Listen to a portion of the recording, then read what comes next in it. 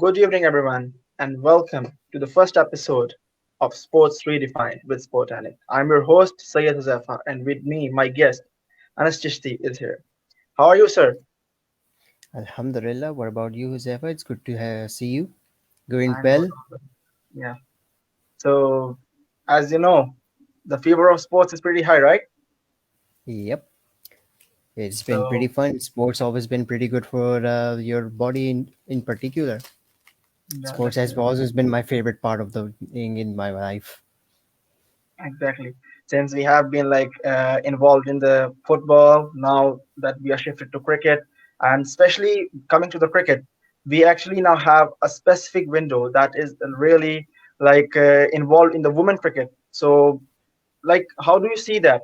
Since coming from the men tournament to the women tournament, it's synchronized tournaments being held by the ICC. How do you see this process going into like the next years?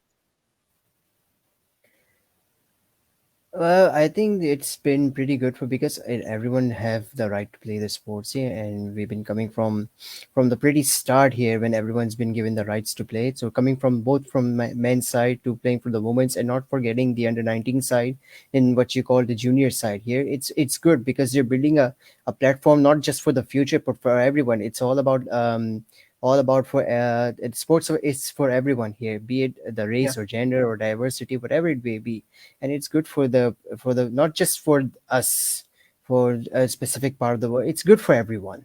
So it's nice to see the sports is keep growing. Yeah. Since the family is bringing, like, we recently saw Rwanda, a state that was unknown to a lot of people. We saw Rwanda playing the under 19 World Cup and doing well there. They were in the top, like they were in the Super 12, and they were fighting, like they had the fighting spirit. So yeah, this is the fact that we need to grow the cricket fraternity, because as you see the FIFA thing, or we go into the hockey or whatever, even the hockey is not like a more kind of like exposed sport, but still there are more playing teams, playing nations. In that, in case of cricket, we are still closed in 12 to 16 bracket, and even still in case of the Women World Cup, there are still the 10 teams. So as more as the under 19 cricket it evolves, the better it will make for the players to like enhance their skills.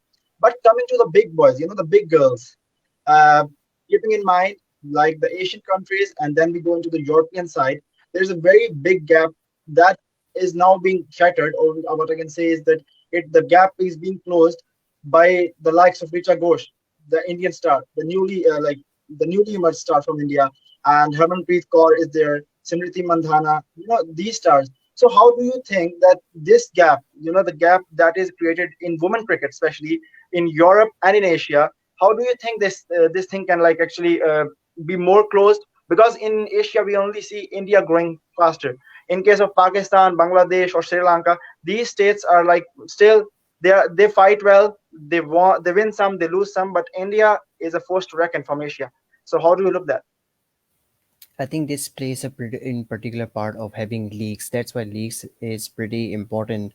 And ever since the leagues began, and we've seen a bit of drastic improvement in some of the smaller nations, such as Rwanda, for example. Even though they haven't played the leagues yet, though they made a pretty good experience in their first Women's World Cup and they did a pretty good job. Um, and this is where I believe leagues plays a crucial part of the world. Even though there's been a controversial debate whether when a specific star player leaves their national team for the leagues or vice versa. So I think even though if with the example that we've taken for India, that being a powerhouse in Asia, for example, being the powerhouse of cricket as compared to India, Pakistan, Sri Lanka, be it women's team or the men's team here, it's has to do with the large amount of growth of cricket in their country, and not just that, because of their exploit in cricket and the experience they're gaining from around the world, and in IPL in particular.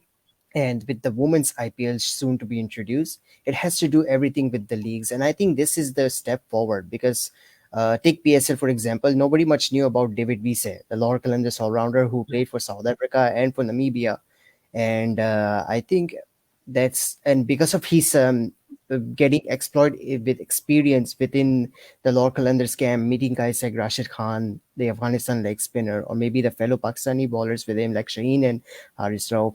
And look what he did for Namibia when he moved around, Namibia, which is probably his birth country, and he gave Namibia, the newbies in the 2021 T20 World Cup, uh, a stage to the next round, which is quite an improvement for the debutants.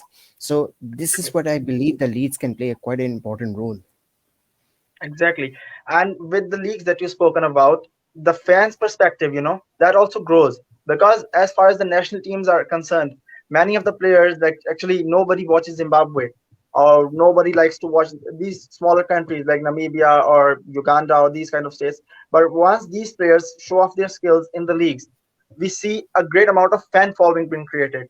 So, keeping that in mind, the fan culture in Asia, especially in Pakistan, India, in subcontinent or in Sri Lanka, this fan culture actually is more excited. They are more kind of they want just the wins. So how do you think these fans, these league structures, and coming to the WPL, as you said, the women IPL is being introduced, so how do you think this can actually impact the fan culture in the country especially, and how does it will go globally? Because as far as till now, only the BBL was there with the women option. Even the Pakistan Super League, the ex-chairman of the PCB also stated this fact that they were planning to introduce the women league. So, okay. So actually, how do you think this thing, the fans' perspective, can change or can develop? Because in these states, for example, as I have been mentioning about the India-Pakistan thing, these states are also having a like cultural mediocrity, or you can say they are more kind of not a lot of broad-minded people that are living there. So how do you think this can impact? This can overhaul or change the things? Before the leagues and everything had happened, because these days we have quite a lot of leagues, not just in T20 cricket, but an introduction of T10 and the English 100, the 100, Yeah. and what particular new format. But before all of these leagues happened, say, let's go back about 20, 30, or even more years, go back about 50 years, because there used to be county cricket, and the Australian Shepherd Shield were pretty much famous, and many of subcontinent players used to go and take part in those here. So I think the influence of your own people, say for example Pakistan, take example of Wasim Akram. He's going there in English county cricket, playing for his county team, or then going to Australia and playing for the Australian Sheffield team. So I think the influence of having a particular from the outside, a star player from the SENA countries. Say, for example, you have Ricky Ponting of Australia coming here and playing your domestic cricket here. It gives fans something, a different look, a different hype here. That someone's coming from outside and playing for your whatever the franchise team. For example, you're playing for Quetta, you're coming here for Quetta, and then he's going to winning games for you, and that excitement is there because that's something was not there before. It's something happening now, so it gives the Asian subcontinent side more expressive towards the new these guys from the outside of the Asian. So I think that's something that has to do with it. It happening 15 years ago, so it's happening now for the subcontinent fans. Yeah. So like moving on from Asia to European states or to going into the SENA countries, like you said, we have seen one big thing. The Australians, they are the name. They are actually just the name to fear about. Australia, whether it's they know the hunt to win trophies. They know the skill to win the trophies. Whether it's the Women World Cup or the Men's World Cup or the T20s or whatever, they just know the skill. So how or what is the culture behind? Like, what do you think about this? Like, how Australia is growing so faster? They adapt to the things very quickly, and they just go for the kill. Like we have seen in England recently. England also like thrashed Pakistan in their backyard. Pakistan was one of the biggest, like, they were a threat in their home ground and they were beaten badly. So, how do you think this new kind of mindset, we can also say that the baseball, what does this, what is this doing in this regard, whether it's women cricket or the male cricket? For England or just for Australia, or Or, both? or you can say the both because the mindset is pretty similar, I never say wouldn't that. really say I wouldn't say it's just one factor or two factors. There are many factors are taking place. One of the biggest factor I would take. in England's point of view is that they back their players despite continuous failures. Now, let me take back in 2015. After the poor 2015 World Cup, England were crashed out in first round, and Owen Morgan was just Yeah. been England's new ODI captain for about a month. He played a Cardinal Try series. He led the team to the final, but they failed. Um, Post 2015 World Cup, the English director Andrew Strauss, they backed the team. The whole team was back. The whole management was back, and they built on results. They decided to make a bit of a shuffle changes and change their approach. And Mm. even if that approach fails, they're going to keep on backing that approach here, that something will happen. And eventually it did. 4 years later, they were the world champions. And because of that, taking that approach forward, with Josh Butler taking the leadership duties from his predecessor, Owen Morgan, they ended up winning a T20 World Cup as well. In fact, England have been on top four in all the Yeah. past four ICC events, and that is quite inconsistency. And because they were not afraid for the loss, they were just they weren't really afraid at all, and that is something that's been shifted to the test side. And for Australia, I don't think there's any simple formula I can narrow it down, because Australia is a breed of having champions in not Yeah. just any be it cricket, be it hockey, be it football. They've been brilliant in all kinds of sports. It's something to say to narrowing down their It's winning formula. natural. It's It's impossible. pretty natural in them. It's national for them. Three times World Cup champions, but in fact, four times World Cup champions in men, seven times, but in fact, 12, 13 times Yeah. women's Yeah. champion in ODI in T20s. It's just remarkable. In just if you talk about cricket, what about the other sports? Who knows how many they got more? Yeah, exactly. So, look, okay, coming forward to this World Cup, this T20 World Cup, actually, the Women T20 World Cup going on. We just saw a match pre to this like show. There was a thrashing win for England against Pakistan, and the Pakistani team, which actually was doing well in this tournament, having a centurion in this tournament with them. So, how do you rate that loss that Pakistan just incurred against a very mighty England squad? Honestly speaking, I think the Pakistan women's team is far less, or you could say, far below what the men's are, even in the under 19s, because the women's team they are competitive, but I think they have a lot of panic issues. They either go Yeah, way inside the burrow, um, especially at the early loss of a couple of wickets. They either don't rotate strike. It's a basic thing. Don't not rotating strike or not taking risk, or selection issues. It's a pretty basic thing. There's just no answer to the women's cricket at the moment unless they have to find out what's really wrong. I think it should be gone from the grassroots level because yeah, of that approach. And if we've seen that in the under 19 T20 World Cup, which just began this earlier this January, mhm, um, we've seen a bit of a different approach from the young girls. So maybe the new approach, having a bit of a risk, taking some risk, or trying to keep up with the modern style of cricket, that's something they need to do. There's a lot of work to do. It start from the grassroots cricket. exactly. That means they need to work on their school level cricket. They have to make some like special clubs for them.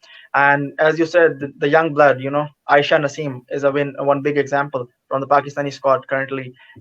She has been given praise by the English Australian captain, Alisa Haley, who was like in Australia. She praised her a lot. So yeah, well, there's an interesting question, for our viewers as well and for you as well. Do you really think in near future, maybe, as in tennis, we see a mixed doubles, or there as a female and a male playing together, or maybe any sort of like thing you can see? Because I will just give you an interesting example. Like in 2018, there was a match between Islamabad United of the PSL and Quetta Gladiators as well. They were playing a mixed squad. So is that a possibility in your mindset, and for the fans as well? Please comment below and let us know about it. Do you really think that is there a possibility of mixed cricket squads playing the cricket matches? Because if the 100 can be there, if there can be X factor in the BBL, so why not this? It will be interesting. It would be interesting, but again, there will be quite a few things need to be considered, such as smaller boundaries, or you could say a bit of a extra muscle needed to hit a longer boundary. So for women's cricket, they will need a That neutral won't be an size. issue for West Indies. That would be an issue, but I don't mind seeing that. But I don't think it's going to happen anytime soon. And Fazan has Exactly. asked a pretty good question. If you mind reading it. Hmm. Although historically there has been a significant difference in performance between South Asian and SENA countries in women cricket, the India women team has recently shown significant improvement. What factors? Oh, well, as far as the factors are concerned, as Anas already mentioned, the approach, the new approach. Like, for example, Richa Ghosh, Pakistan in the recently when they faced their arch rivals Pakistan at one point was on the top of the game, but once she got settled and she slashed away. So factors like in my personal opinion, if I like add up the point, the factors might be the coaching staff, the panel, the mentors, who are really like we have recently seen Sania Mirza retiring from the tennis field, and she has been approached as a mentor by the Royal Challenger Bangalore, the women's side. So yeah, it's all that coming into your brain because more cricket is a more in case of women, it's more of a psychological factor that is needed to be addressed, and that's from my side. Anas, what's your take on this? They, again, in India, it's not just cricket, but it's a religion, and they are Yeah, they're very passionate about cricket. They work pretty hard. They have a lot of resources available, and I think that's one of the most important thing. Scratching from grassroots cricket, um, and the way they have been building up for the youngsters, not just the youngsters, the women's, the men's, everyone. They've been doing well. You see, the men's side, they've been a top three in the rankings for a long time. Indian women, if you look at them, they're one of the top four teams in the women's cricket. Under 19s, no, they're no strangers when it comes to being one of the top ranked sides. Even though there are no official rankings of the under 19s, but they've been one of the best. It all has to do with, again, I will mention this. It's the grassroots cricket, how they're yeah, polishing their grassroots cricket, and how they are, um, selecting the domestic cricket here. The way they are making their selection criteria for them, the players who come on top for them. It's also quite of a hard work for the players within there.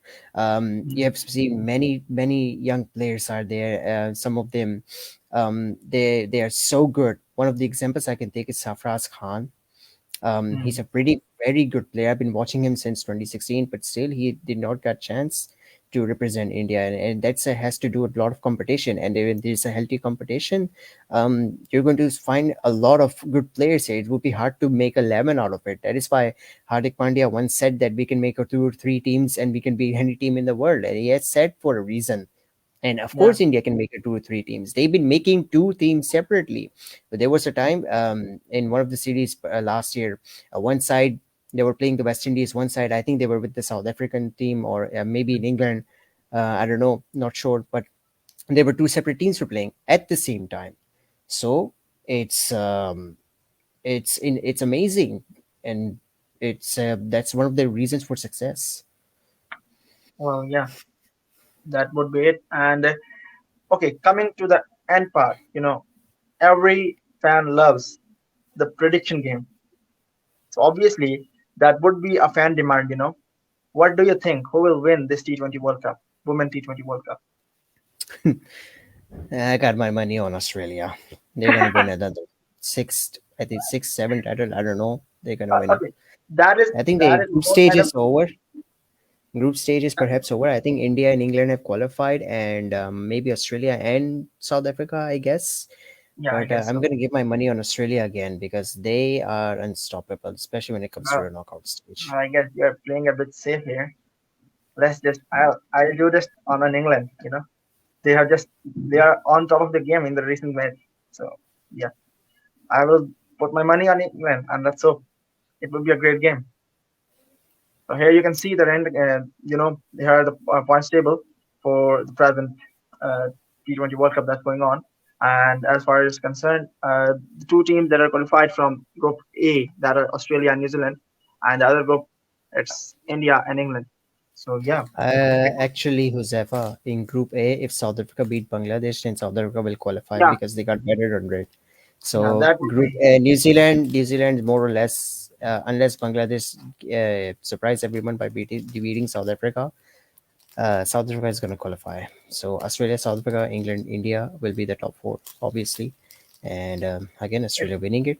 And it's gonna be Mustafa, an England Australia final. Mustafa's got a pretty good question, Maybe for women cricket to and improve, I believe women cricket also needs. yes, there should be idols be there. Julian Yeah, Goswami, Sarah Taylor, Mithali Raj. I think they're all a pretty good examples for being an idols, because when you talk about the young girls and what who they would like to be when they grow up when they're playing cricket, so many of them would say Elise Perry or maybe Mithali Raj.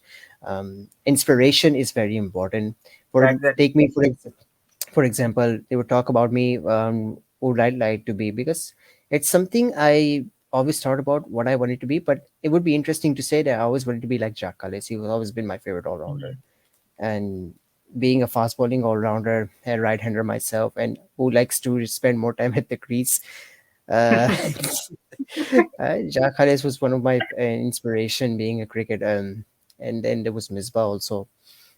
So yeah, having idols is very important, and especially in women's cricket, when you have such a star idol, and especially if you want to talk about Pakistan cricket, you got Nida Dar, she's Yeah, and maybe it's Surinaf and Aisha Naseem and Alia Riaz, she's also pretty good. So maybe she can, if they can provide to become one of the best of the world, and women's were going to the youngers going to look up to them. So all of these things matter. Having an idol, the one that inspiration, give you inspiration, the biggest one, AB de Villiers or maybe Virat Kohli, somebody like them in the modern time, uh, it gives them something to look forward to become like them, to emulate like them. Babar Azam also in particular, so yeah. many of Sachin fans, Tendulkar was one of the greats. You know, one of he the inspired his greats. generation. So yeah, having an idol is very important. It was a pretty good question asked by Mustafa. Yeah, that was a really nice question. And obviously, idealization is really important in every field of life, not just cricket or maybe other fields as well. So because it's the need of the hour. So yeah, what will be your concluding points like on the women cricket growth and evolvement? Like a one-liner or maybe a two-liner? I have a lot of lines on this, to be honest, because the men's team just recently got a green light to have 20 teams for the first time in their tournament. So I think it's not far that women's going to get soon. But yes, expansion is should be there, because cricket should be a world event, not just a condensed event like for just 10, 12 teams. No, it should be a world Exactly. event. And maybe soon we might see an expansion of the women's team as well. That is the need of the hour because considering the growth of the sport, that is always halted. In cricket, we really don't see a lot more tournaments because in Commonwealth also there is no cricket like it was for a few states, and in Olympics now we hope that the cricket actually goes there, especially the women's cricket. So definitely, once the growth actually occurs, that is the time that women cricket can prosper. And the ICC has been pretty good in this approach. They have changed, like they have totally closed the discrimination factor. As you know, there was a law change. We cannot call a batsman or a batswoman. It came as better. So the more these laws and this kind of stuff occurs, the more the women cricket will evolve and definitely improve in the near future. Well, I think maybe something you want to add. Not really, not much, but I will say it's good thing that sport exists. Yeah. So that's it from our side. Thank you for watching our show, and we'll see you soon again. Take care. Goodbye. Have a nice sleep.